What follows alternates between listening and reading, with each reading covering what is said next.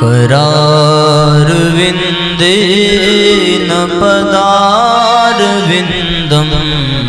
मुखारविन्दे विनिवेशयन्तं वरसपत्रस्य पुटे शयानं बालं मुकुन्दं मनसा स्मरामि बालं मुकुन्दं मनसा स्मरामि। श्रीकृष्ण गोविन्द हरे मुरारे हे नाथ नारायण वासुदेव जिह्वे पिबस्वामृतमेव देव गोविन्द दामोदर माधवेति गोविन्द दामोदर माधवेति विक्रेतु कामाखिल गोप कन्या मुरारि पादार्पित चित्तभीति दध्यादिकं मोहवशाद् गोचर गोविन्द दामोदर माधवेति गोविन्द दामोदर माधवेति। गृहे गृहे गोवधू कदम्बा सर्वे मिलित्वा समवाप्य योगम् पुण्यानि नामानि पठन्ति नित्यं गोविन्द दामोदर माधवेति गोविन्द दामोदर माधवेति।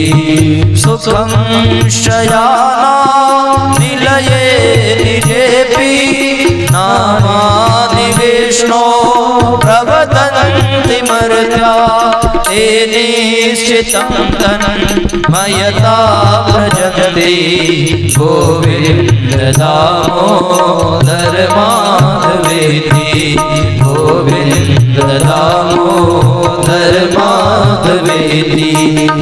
इवे सदैवं भज सुन्दराणि नामानि कृष्णस्य मनोहराणि समस्तभक्तादिविनाशनानि गोविन्द दामोदर माधवेति गोविन्द दामोदर माधवेति। सुखावसाने इदमेव सारं दुःखावसाने इदमेव गेयं देहावसाने इदमेव जाप्यं गोविन्द दामोदर माधवेति गोविन्द दामोदर माधवेति। जिह्वे ससैके मधुर प्रिया त्वं सत्यं हितं त्वां परमं वदामि आवर्ण्येथा मधुराक्षराणि गोविन्द दामोदर माधवेति गोविन्द दामोदर माधवेति। श्रीकृष्ण राधा वर गोकुलेश गोपाल गोवर्धननाथ विष्णु जिह्वे पिबस्वामृतमेव देव गोविन्द दामोदर माधवेति गोविन्द दामोदर माधवेति। भज मन राधे गोविन्दा भज मन राधे गोविन्दा भज मन राधे गोविन्दा भज मन राधे गोविन्दा गोविन्दा गोविन्दा गोविन्दा गोविन्दा गोविन्दा गोविन्दा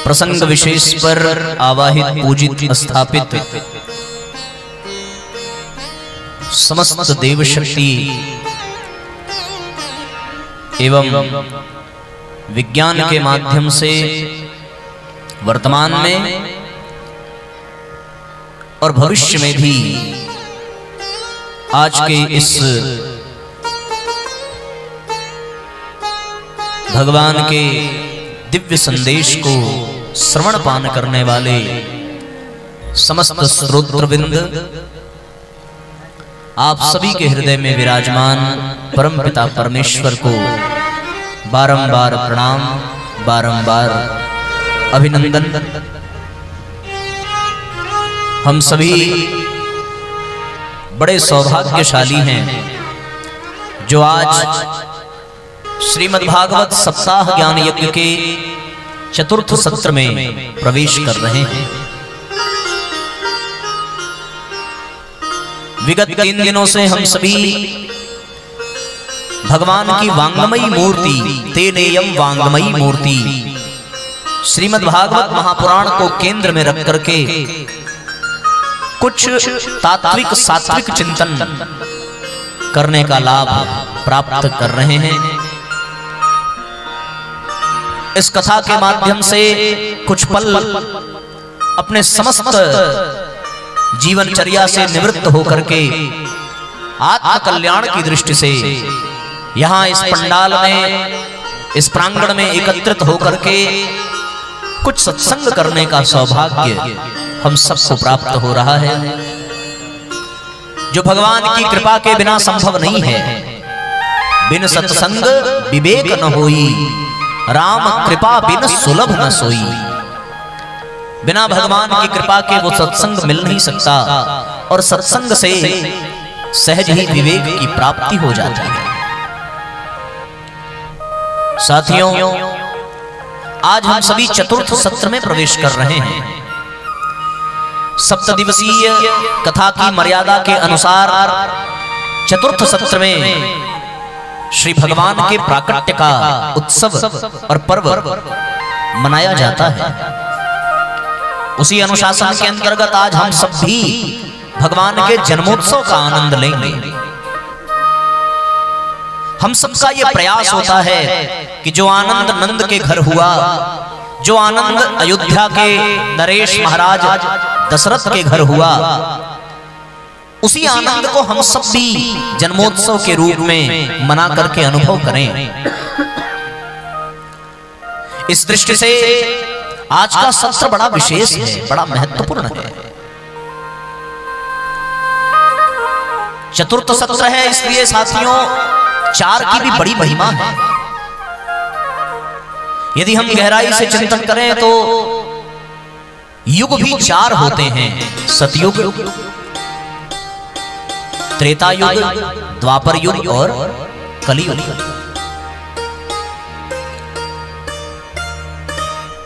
जिस प्रकार से 4 युग हैं, उसी प्रकार से हमारे समाज में 4 वर्ण भी हैं। ब्राह्मण, क्षत्रिय, वैश्य और शूद्र। तो 4 युग, 4 वर्ण। मनुष्य को जन्म लेने के पश्चात 4 पुरुषार्थ भी बताए गए हैं।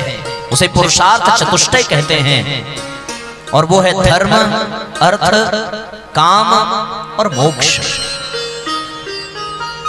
तो 4 युग, 4 वर्ण, 4 पुरुषार्थ। महाराज दशरथ के भी 4 ही पुत्र हैं, राम, लक्ष्मण, भरत और शत्रुघ्न। हमारे सनातन धर्म में 4 धाम हैं, जो हमारे भारत देश की चारों दिशाओं में भारतीय संस्कृति की ध्वज पताका लहरा रहे हैं। उत्तर में बद्रिकाश्रम है, पश्चिम में द्वारिकाधीश हैं, दक्षिण में रामेश्वरम है और पूरब में जगन्नाथपुरी है। दिशाएं भी 4 हैं, पूरब, पश्चिम, उत्तर और दक्षिण। उसी प्रकार हमारे यहाँ वेद भी 4 हैं। ऋग्वेद, यजुर्वेद, सामवेद और अथर्ववेद। जिस प्रकार से वेद 4 हैं, धाम 4 हैं, भगवान के 4 भाई हैं, दशरथ के 4 पुत्र हैं, जिस प्रकार पुरुषार्थ 4 हैं, वर्ण 4 हैं, जिस प्रकार युग 4 हैं, उसी प्रकार गायत्री मंत्र के 4 चरण भी हैं।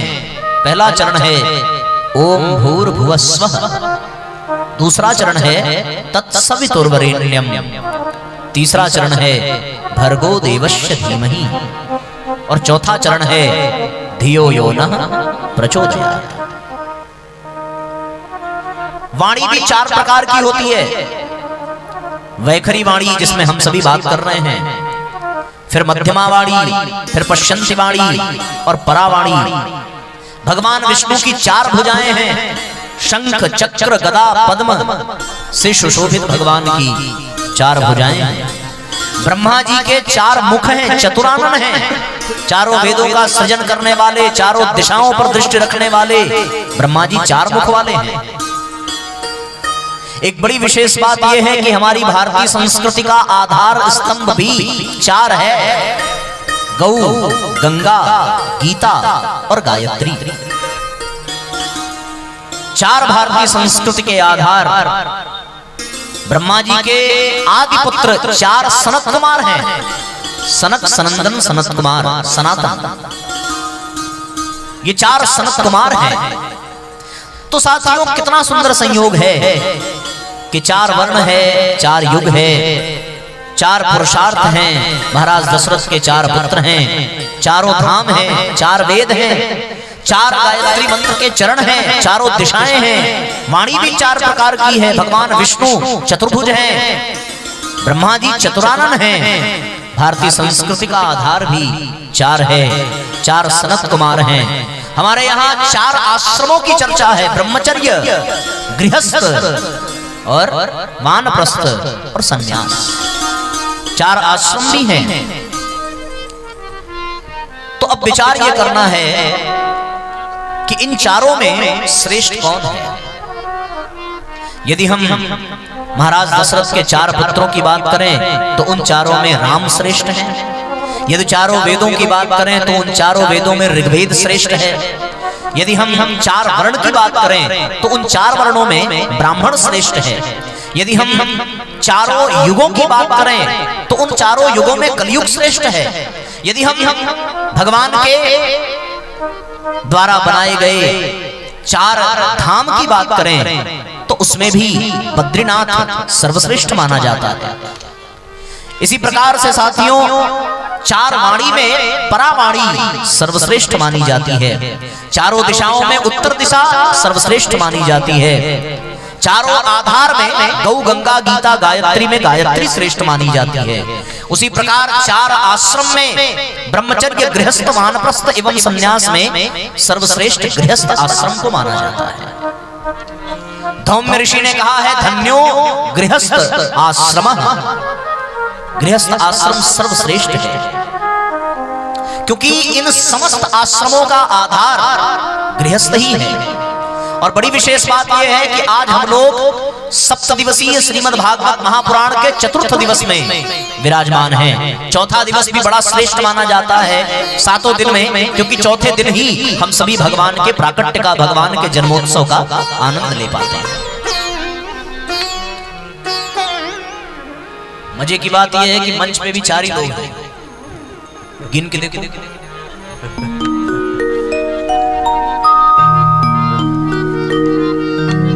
सब 4-4 इन 4-4 लोगों ने मिल करके हमारे इस कार्यक्रम में 4 चांद लगा दिया है। एक बार हमारे संगीत के भाइयों के लिए आप तालियां बजाइए। ये ना होते तो इतनी सुंदर कथा नहीं हो पाती।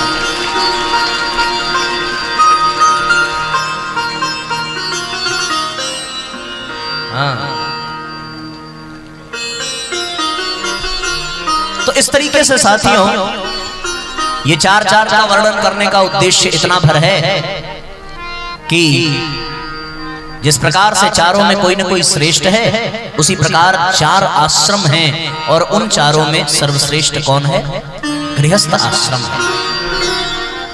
गृहस्थ से ही ब्रह्मचर्य चलता है, गृहस्थ से ही वानप्रस्थ चलता है और गृहस्थ से ही सन्यास चलता है।